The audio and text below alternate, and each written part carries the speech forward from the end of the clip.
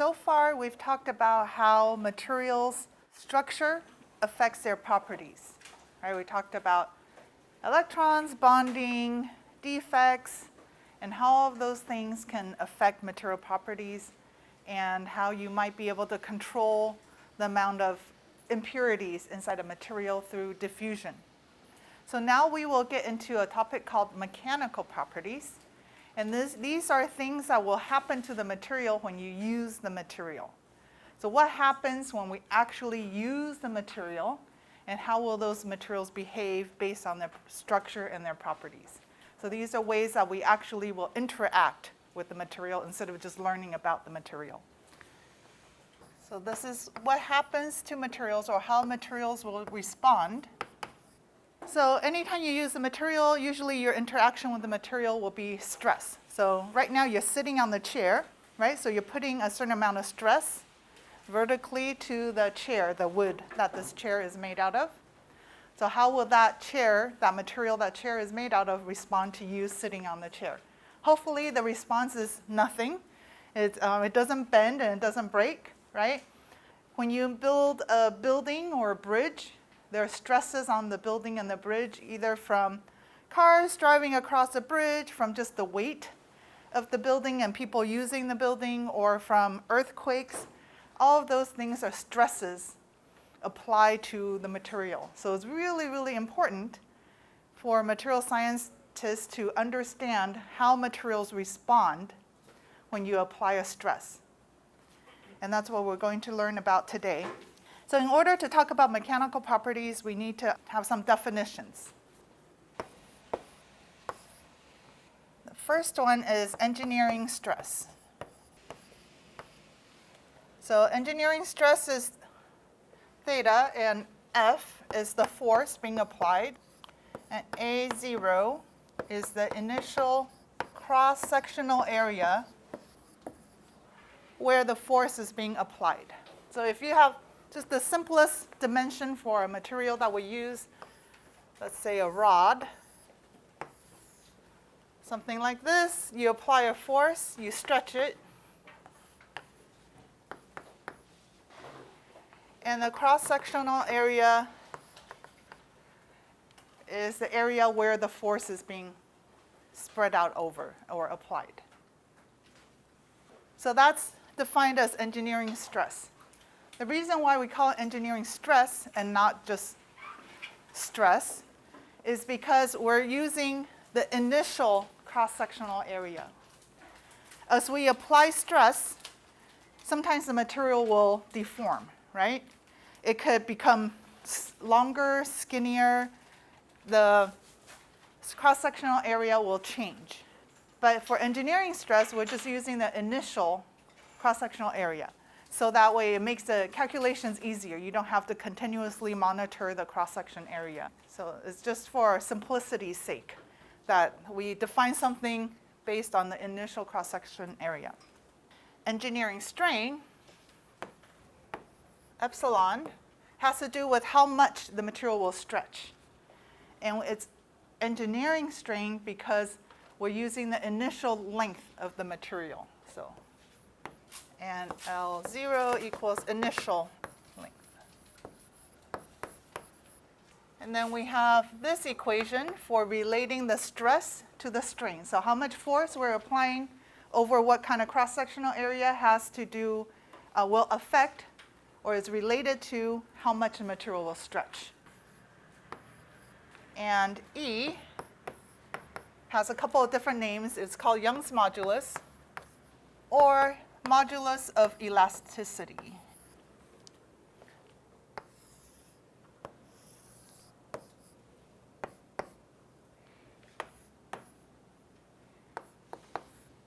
So this particular equation, that the stress and the strain are related by Young's modulus, is only applicable, only true, if the deformation is not permanent.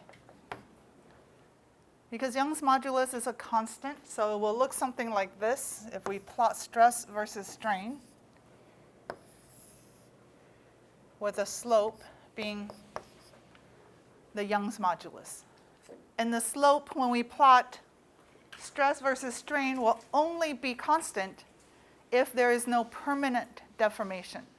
So any amount of stretching that the material will do, when you release the stress, it will return to its original shape. That's what this is telling us. So a non-permanent deformation means that, when you have a paper clip and you bend the paper clip just a little bit and you let go, the paper clip will spring back to its original shape, right? But if you bend it some more, it will have some permanent deformation. It will stay in the new shape. So once you get into the permanent deformation, you no longer have this relationship. This relationship only occurs when you have temporary deformation or non-permanent deformation. So can you think why a material, or how a material might stretch without being permanently deformed? What is happening within the material based on what we've learned so far? So if you have a material like this, a rod, and you're pulling on it, it stretches a little bit, you let it go, it comes back to its original length. What is happening inside this material that's letting it stretch and then come back? So based on only the stuff we've learned, what do you think can account? So do you think diffusion can account for that? Things that we learned about diffusion? Probably not. Okay, at least not obvious why diffusion would affect something stretching and then bouncing back. We learned about defects, linear, point, planar, and volumetric defects. All of those things, do you think will account for something like this? So what do we know about defects that we've talked about so far? Are they permanent or temporary? When you diffuse point defects into a material, once it's in, right? You have to diffuse it back out, so it doesn't just come back out on its own, right? It takes probably diffusion to have it come back out, okay? So linear defects, dislocations, those happen when you have bonds breaking and reforming. So once the bonds break and reform, it is unlikely that they will return back to its original shape. Okay, so defects are usually permanent when we talk about defects. At least permanent, I don't mean forever. You could do other things to the material to get rid of the defects, but you have to do something. You don't just remove the stress and it pops back to the way it used to be. So defects is not what is causing this. So going back some more then, we're talking about electrons and bonding and crystal structure. What about those things do you think can account for a material stretching and then returning to its original shape?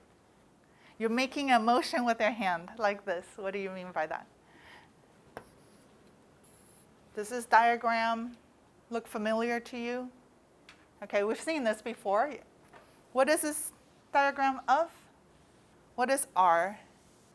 Distance between two atoms, so equals average bond length, or the distance between two atoms, right? And we see that at some minimum energy, at the lowest energy state for the material, you have some bond length, that's here, and the average is the middle of these two distances, so it'll look something like this, right? This is the average R. So as you add energy, the average length increases. And then if you release that energy, the average length will decrease, going back to the minimum here. Okay, so this is what explains elastic deformation. So non-permanent is called elastic. So non-permanent deformation is called elastic deformation. And the main contribution to elastic deformation is when you have the bonds stretch due to the extra energy you're adding into the system. But because the bonds are not breaking, they're just stretching, when you release the energy, the bonds go back to the minimum energy state. So I have two materials.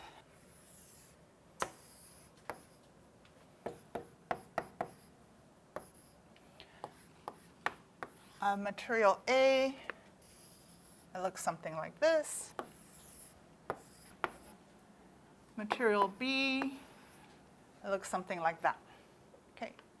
Two different energy bond relationships for two different materials. Which one will have a higher modulus of elasticity? Which one do you think will have a higher slope?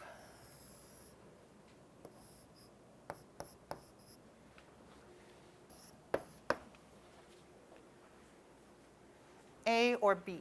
Or are they the same? B, okay. Anyone think is A or the same? So let's look at why. The strain is how much the material is stretching, right? And the stress is how much, if we're keeping the surface area constant, cross-sectional area constant, then it's how much force we have to apply to cause how much stretching. So based on this graph, if a material requires a lot of energy to stretch just a little bit, which line would this be? Would it be C or D? Which one tells you that it takes a lot of energy to stretch the material just a tiny little bit? D. Okay? So D tells you that for any given amount of energy or force that you're applying,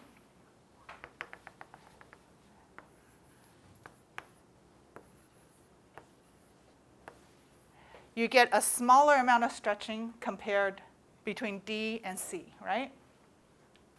So let's apply that same concept to this. Let's say I start with the same minimum amount of energy, E0, and I increase it by some amount. Okay. So same thing here, E0, and I give it the same amount of energy.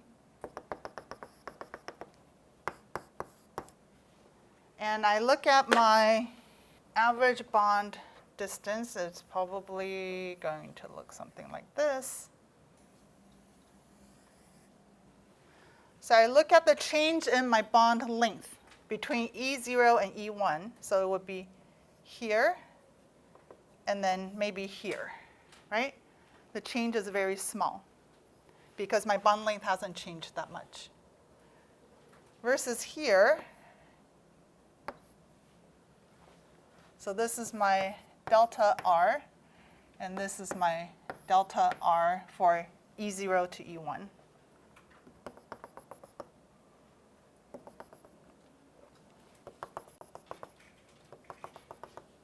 Pretend that line is straight. So, would you expect A to have a higher modulus of elasticity, Young's modulus, or B? Which one would you expect to have a higher modulus of elasticity? Which one takes more energy to stretch the bonds? A, right? So then A should have a higher Young's modulus. Because Young's modulus, that's what it's telling us. How much energy does it take to stretch the bonds without breaking the bonds? So what kind of materials would you expect to have a higher Young's modulus based on bonding? So we talked about bonding, and we said that there are three primary bonds: covalent, ionic, and metallic. Which kinds of bonds would you expect to have a higher Young's modulus, and why? Would you expect a strong bond to have a higher Young's modulus or a weaker bond? Strong, right. So usually, covalent and ionic bonds are stronger than metallic bonds because metallic bonds have delocalized electrons that can move around. So it's a lot easier that interaction is not as strong. So those bonds are not as strong. Okay, and also, if you're looking at materials, when you have covalent bonds, you can have a double bond, a triple bond, right? It depends on how many electrons are interacting between the elements or the atoms. You can have, like carbon to carbon, can have 4 bonds in the diamond formation, right? Each carbon is covalently bonded to 4 other carbons. So that's a very, very strong bond. And that's why diamond is so hard, right? It does not deform, or it does deform, but it deforms very, very little under very, very high stress. So a diamond, if you were to graph the stress strain diagram for a diamond, it would be, a very straight line with very little strain. So we'll have a very high Young's modulus, as opposed to a metal like aluminum or something like that. It might have a less steep stress strain line and therefore a lower Young's modulus. All right, any questions about elastic deformation? So elastic deformation, again, a reminder is that it's non-permanent deformation. It has to do with stretching of the bonds, how much energy it takes to stretch the bonds, and it returns to its original shape when you release the energy. So now let's talk about permanent deformation. Permanent deformation is called plastic deformation. So when you have non-permanent deformation, we call it elastic behavior or elastic deformation. When you have permanent deformation, we call it plastic deformation or plastic behavior. Okay, that doesn't have anything to do with plastics or polymers. It's just a term. So in general, we're not going to observe plastic deformation for things like ceramics because they don't deform without breaking, right? So in a ceramic material, you'll have very high Young's modulus because it's very strong bonds. So you have a steep slope like this, and then it just breaks. You stretch it enough where you start to break bonds, the whole material just shatters. And there's no plastic deformation. So usually when we talk about plastic deformation, we're talking about metals. Of course, we could be talking about polymers too. That is a little more complicated, and we'll talk about that later in the class. So right now, we're just going to focus on metallic materials when we talk about plastic deformation. So we apply stress to a material. Let's say we're stretching it still. And it's going to have some elastic deformation, some amount of strain. That's what we call recoverable. You can recover it once the stress is released. And then if you continue to pull that material, it's going to start undergoing plastic deformation. And the graph will start to look like this. And then eventually it will break. So the linear slope area is elastic. The nonlinear part is plastic. And where this transitions is called yield stress. So yield stress is the amount of stress applied that will start the plastic deformation region. If you look at the tip here and you draw across to look at the stress, that's called tensile strength. So the maximum amount of force that we could apply before the material starts to go into where it's going to break. If we were to look down here, it's called a final or fracture. So this strain is the maximum amount of strain, stretching, that our material can sustain before it breaks. And this graph we get from something called the tensile test. The tensile test is probably the most commonly used material characterization test. And do you have to take labs as part of your undergraduate education in the material science department? Do you know? Laboratory, do you have to do laboratory things, or is it all classroom lecture?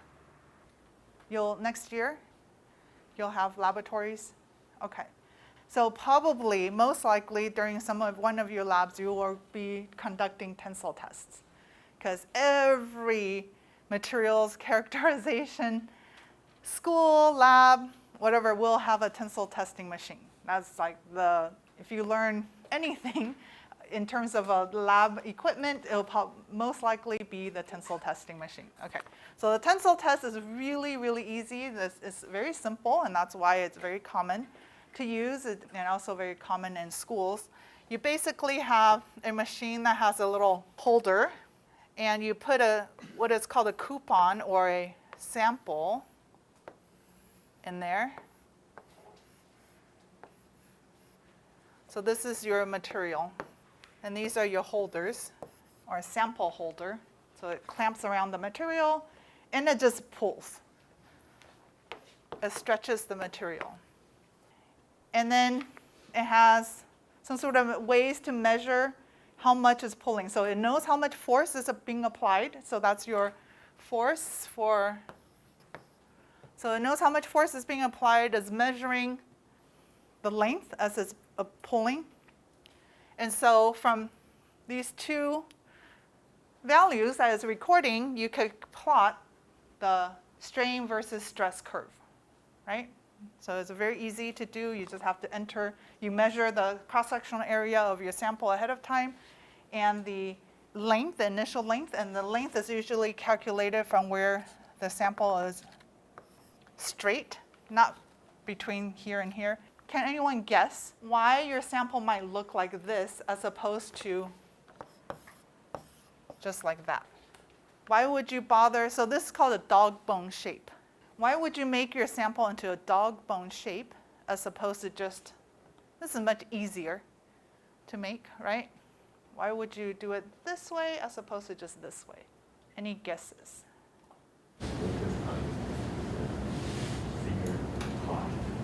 Yes, so that you'll end up breaking somewhere in the middle. We know the smaller the cross-sectional area is, the higher the experienced stress, right? So by making it skinnier in the middle, you can kind of ensure that your fracture or your deformation happens mostly in that middle part. Why do you care whether it happens in the middle versus the ends? One, because it's harder to observe, right? And two, when you have sample holders, you're clamping down on the two ends of the material. You're putting some stress on the material at those 2 points, which will interfere with the stress that you're applying by pulling. Okay, so you're already deforming the materials in some manner here, and by stretching, you're complicating this system. And so if it ends up breaking around here, that's not going to give you a lot of information. Okay, so you want it to break in the middle where there are no other stresses being applied on the sample. And so that's why it's important to make the sample in this way. So it's a very simple test. Make a coupon, the material into a dog bone shape, put it in the holder, you stretch it. Okay? And it's going to give you a diagram that looks something like this. So let's look at what that diagram can tell us. So just because it's simple to use doesn't mean, it's not the whole explanation for why people use that test so much. It's also because it gives us a lot of information, really good information especially about metals in a very simple way. So let's look at what we can get from that. This is strain, and this is stress. So when you actually do a tensile test, you're not going to get a slope that's this much, that's this low, because most of the time metals have even though they're more elastic than ceramics, they still have a fairly high resistance to permanent deformation. So it's still, but I'm drawing it with a lower slope to make it easier to see. So we have, this is a yield stress.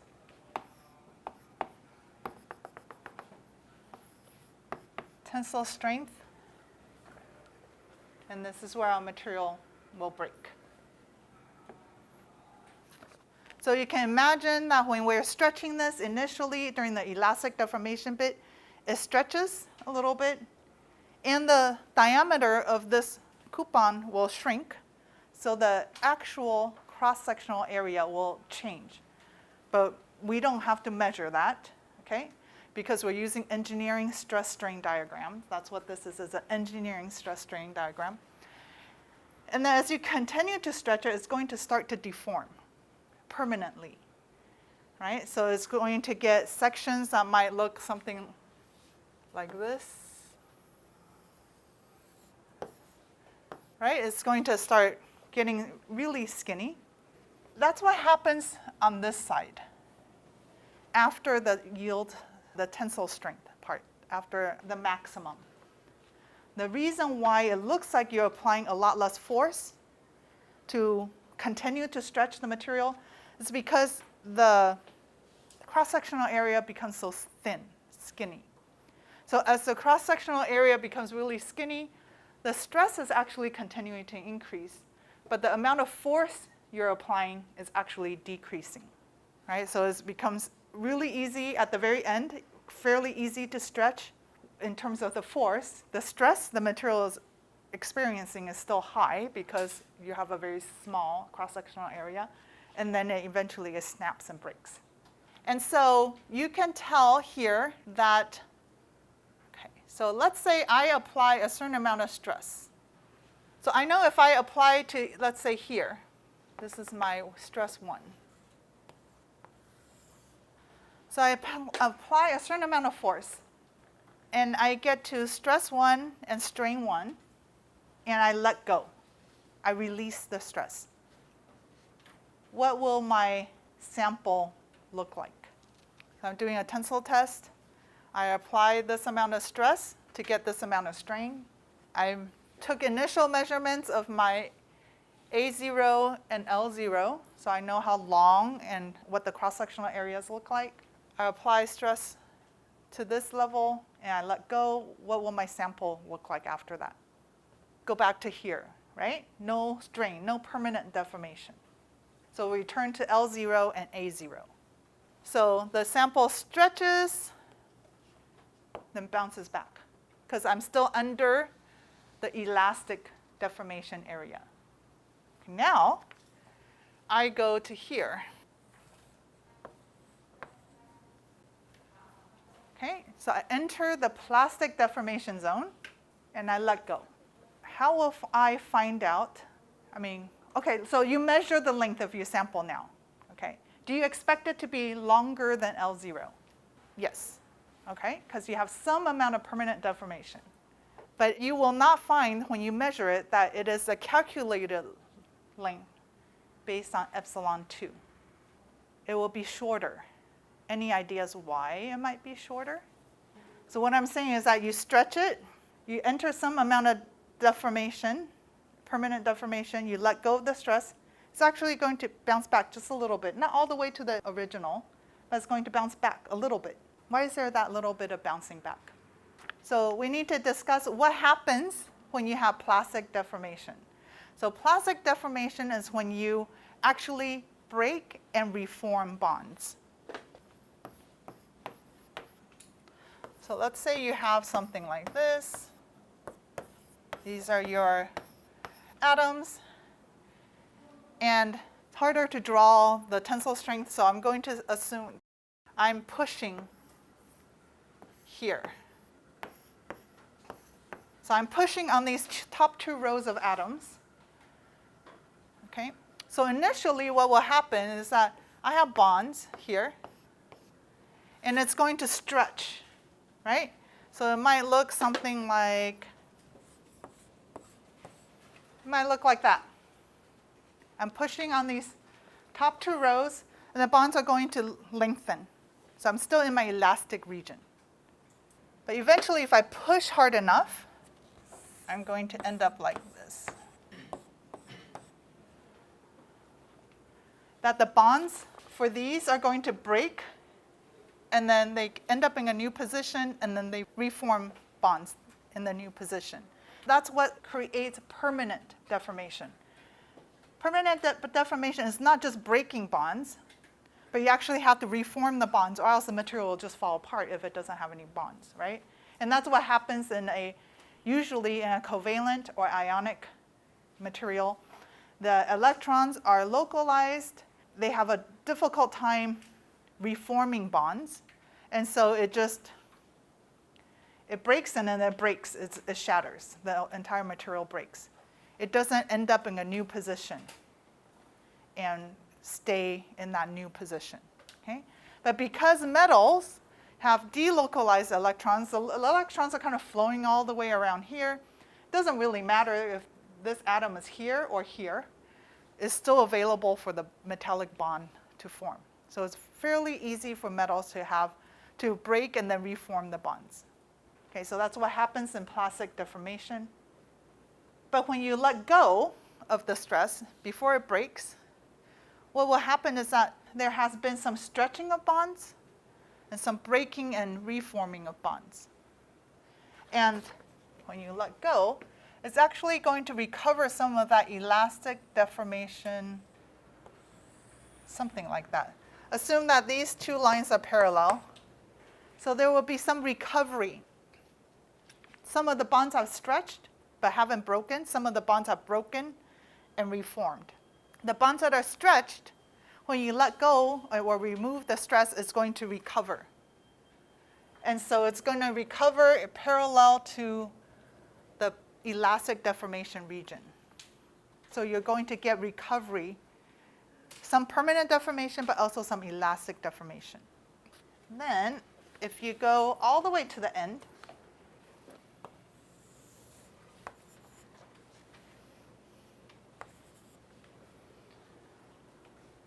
okay, that will be the amount of stretching or strain that you have before the material breaks.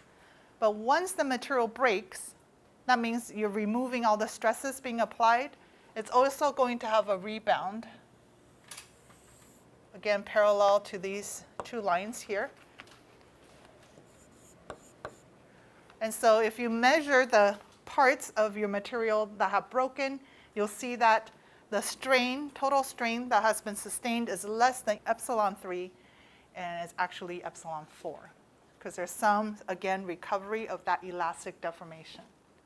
So the total deformation is a combination of the elastic and the plastic.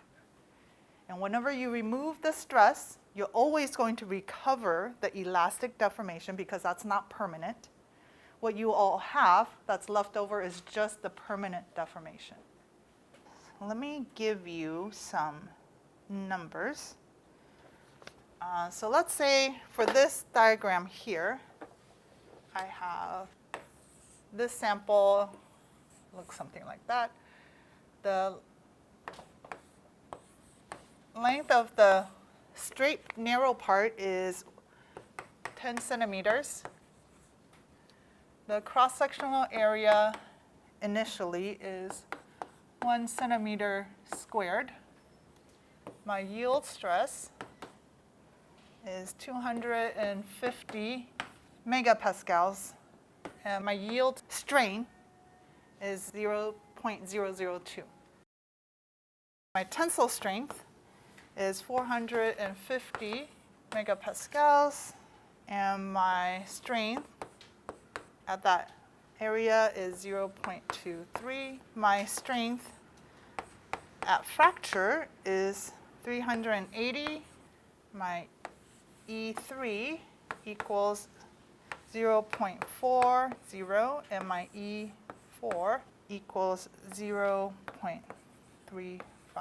My first question to you is, for this material, what is my Young's modulus? So once you have the answer, if you could just let me know what you find for E.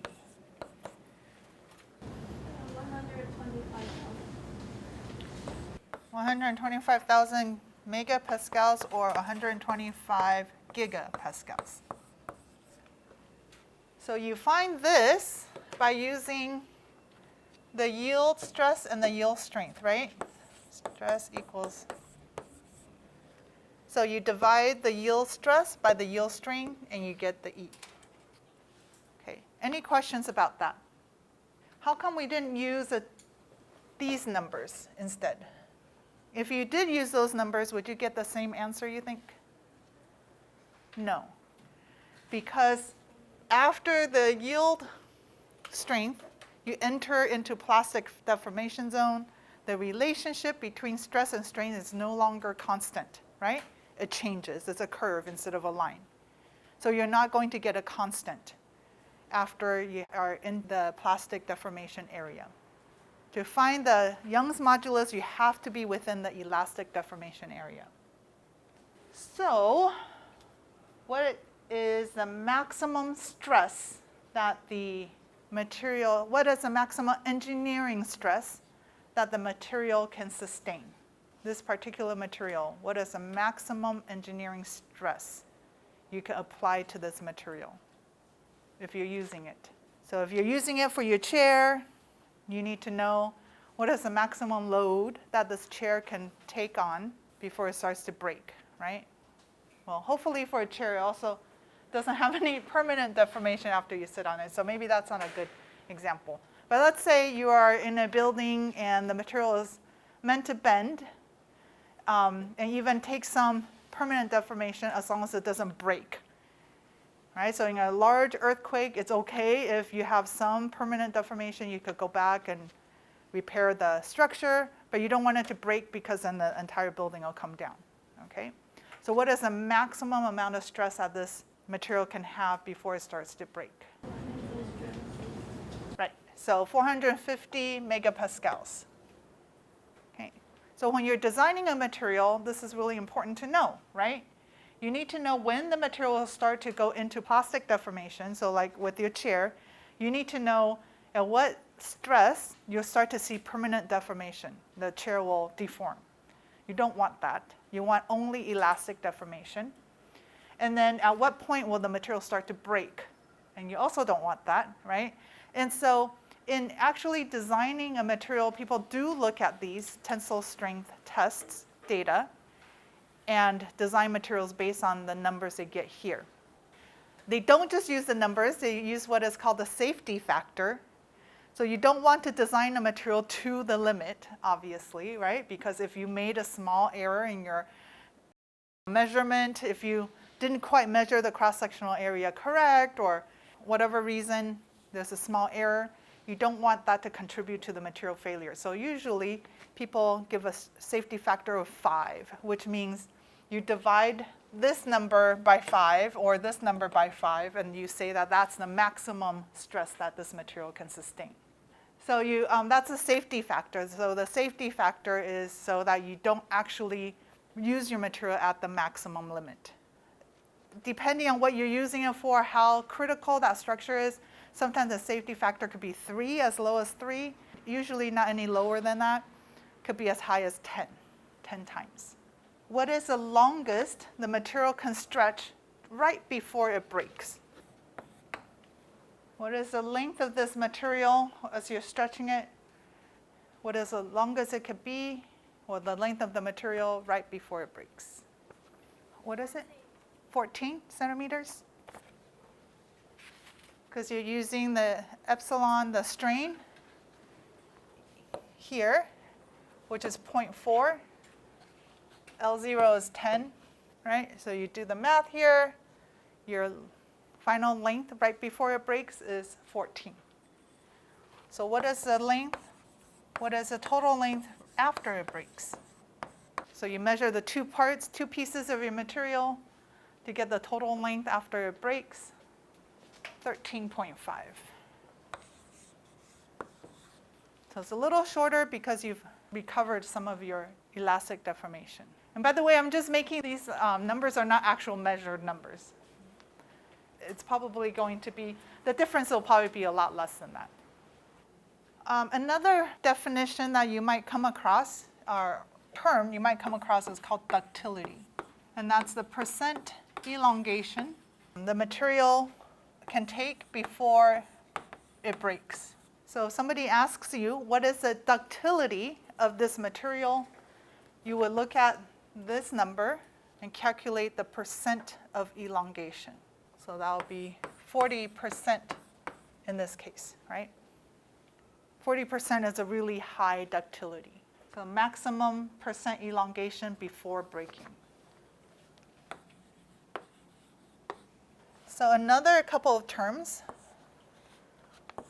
Resilience is the amount of energy a material can absorb before permanent deformation. Amount of. So resilience is the amount of energy a material can absorb before it starts to permanently deform. And so if you're looking at the stress strain diagram, resilience is the area under the graph in the elastic region. So this gives you the resilience area under the graph for the elastic region. Okay, so again, a very simple test can give you all these different material properties: ductility, resilience, yield strength, tensile strength, and one more, and that's called toughness. And that's the amount of energy absorbed before a material breaks.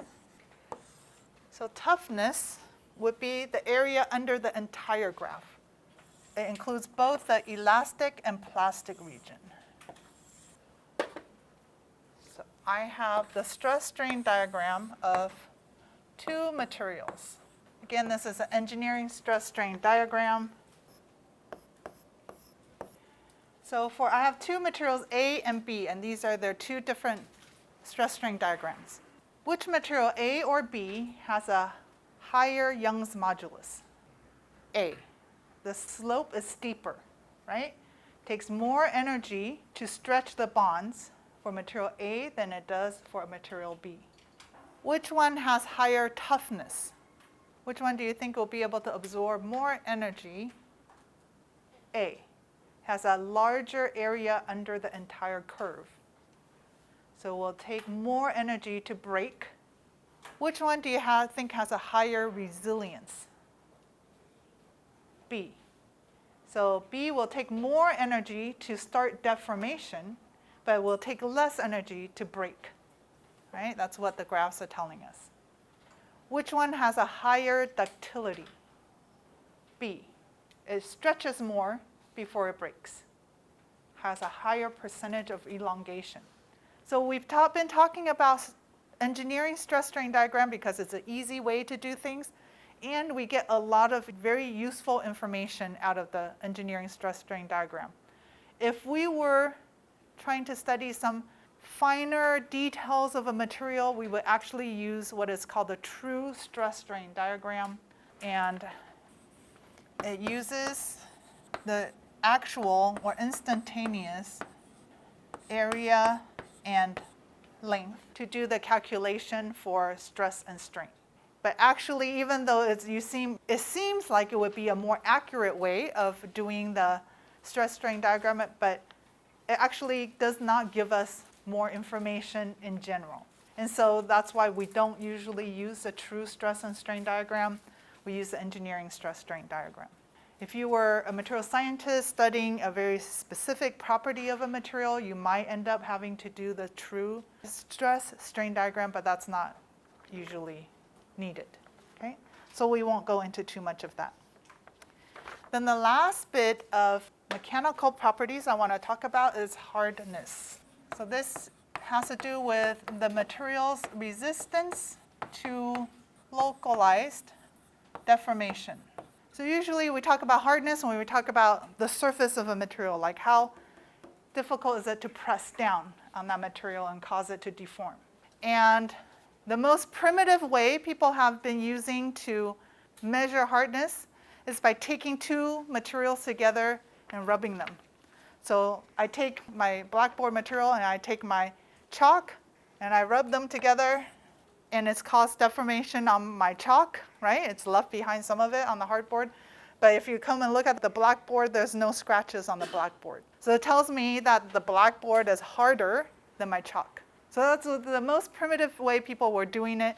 They just take two materials, scratch it against each other, and see which one scratches and which one doesn't. The one that doesn't scratch is a harder material. By using that way, they have devised a 1 to 10 scale. 1 is the softest, and something like chalk is a 1. And something pretty hard is something like quartz. So crystalline, SiO2 is quartz. So a lot of watch surface is made out of crystalline silica or quartz because it's very, very hard or scratch resistant. And then 10 is diamond. So diamond is very hard, does not scratch easily, and that's why sometimes people use diamond powder, industrially prepared diamond powder, as a sanding material. Or sometimes people use a diamond coating on a cutting tool so that you could cut something without the tool being scratched. Okay, so having a high hardness is very useful in a lot of places if you want to sand a material down. You want something very hard so that you can sand down another material that might be also very hard. Or if you want to cut something, you need a tool that has a very high hardness so the tool doesn't deform when you're cutting. So hardness is different than toughness or yield strength. Obviously, you want your tool when you're cutting something not to bend, so you want something that doesn't bend, but you also want the surface to be very resistant to local deformation. And that's why you wouldn't make your entire tool out of diamond, because it would have a low toughness. You want a material with high toughness, but you might want a coating of diamond because it has high hardness. So that's the very primitive way of looking at hardness.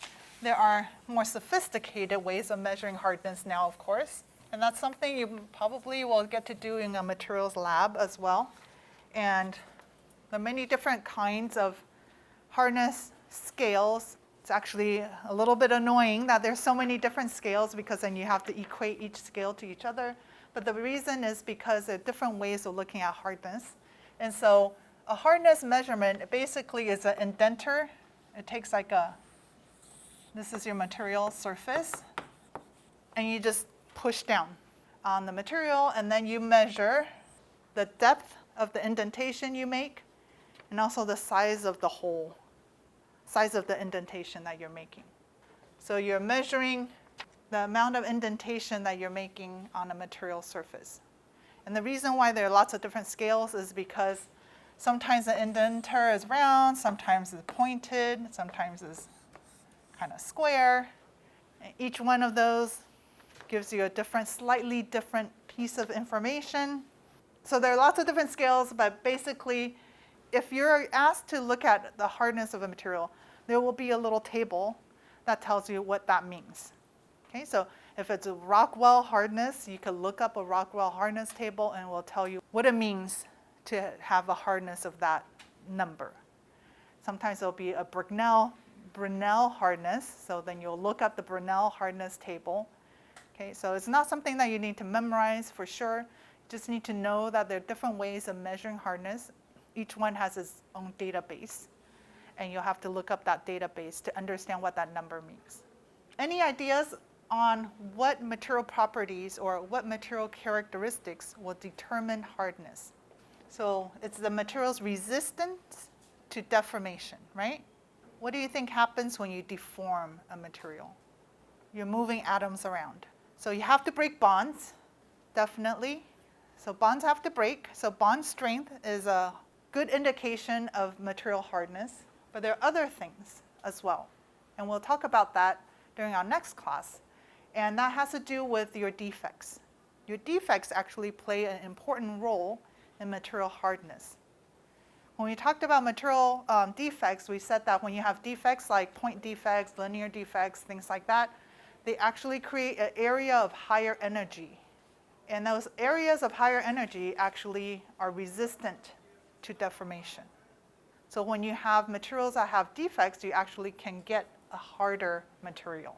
So even though you think of defects as things that are weaker, less useful, you actually sometimes you add defects to the surface of a material to make it harder.